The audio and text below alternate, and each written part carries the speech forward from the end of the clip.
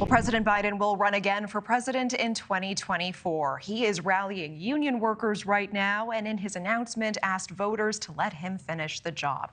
It is not the only announcement rocking Washington today, so we want to bring in our political panel to break this all down. Joining us now, Republican strategist Krysia Lenzo and Max Burns, founder and chief strategist at Third Degree Strategies. Thank you both for being here. And let's jump in with you, Krysia.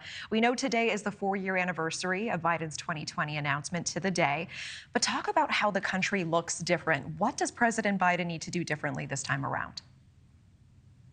Basically everything. And when it comes to what he has stood on in terms of accomplishments, right now he is not even well liked within his own political party. 70% of Americans do not want Joe Biden to run again in the next election cycle, and 51% of those people are Democrats. So his own party has major concerns with Joe Biden running. I mean, even the fact that he released a video touting his accomplishments when we're looking at record high inflation, rampant crime, skyrocketing prices, illegal immigration, problems at our border.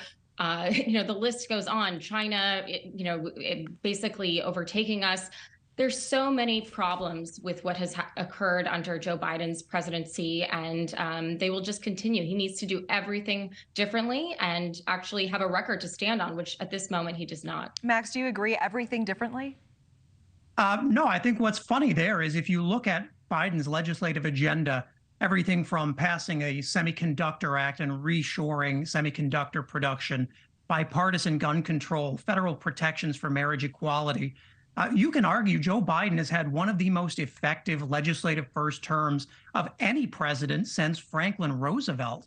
And that's a legacy I think we see Joe Biden leading into his announcement and really pushing those kitchen table issues with voters as a core part of this campaign. We'll stay with you, Max. We spoke with former board member for the Democratic National Committee, Mitch Caesar, just about 40 minutes ago. He says to build momentum, it's possible we'll see a Reagan-esque push from Biden going forward, trying to establish his vigor and energy. How do you think his team will address the age issue? Well, it's definitely something he's going to need to address because, while Joe Biden may not feel his age, he certainly looks it, especially to younger Democrats who are less enthusiastic about having potentially the oldest president ever. You'll see Joe Biden out on the campaign trail a lot, doing rallies that will probably involve a lot of physical gesticulation and moving through the crowd. They'll want to get him out into crowds where he does best to show that his memory is there. And these are things that they've been preparing for now for months.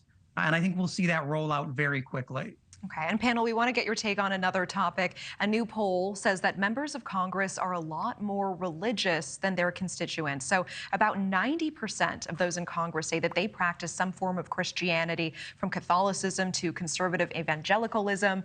But when you look at their voters, it's interesting. That number is only 64%. So, Krysia, we'll start with you. What's with the discrepancy there? I mean, I understand there's a discrepancy. I don't really know if this poll is quite meaningful. I think when we look at religion and how it affects our government, I mean, there is a direct, separation of church and state. It just so happens that this, I guess, is the makeup of what we're seeing. This is an Axios study that was looking at these numbers. I think the real question is, of course, when people think about religion, they think about abortion. And that's specifically, Nikki Haley came out today in her speech talking about how, yes, she has a certain stance on abortion, but when it comes to voters and how they actually feel about the issue, it's way more nuanced. It should not be the polarizing issue that I think it's made out to be, especially by the Democrats at this point, who are using it to separate us and to put us all in the extremes. Max, would you agree with that? Democrats using it to separate, put on the extremes? I think one of the challenges here, why you've seen religious observance fall so much faster in America, is that polarization. There's a whole generation of young Americans who see Christianity as a political weapon to otherize gay people, trans people, to talk about the most oppressive forms of our nature. And that's not something they want to be part of. But to that point, when you take away that polarization and embrace that nuance, you find a lot of people still identify with that core of faith. And it's finding that again and reconnecting there that's going to be the real challenge. Thank you for watching. Go to newsnationnow.com to find News Nation on your television provider. And don't forget to click the red subscribe button below to get more of News Nation's fact-driven, unbiased coverage.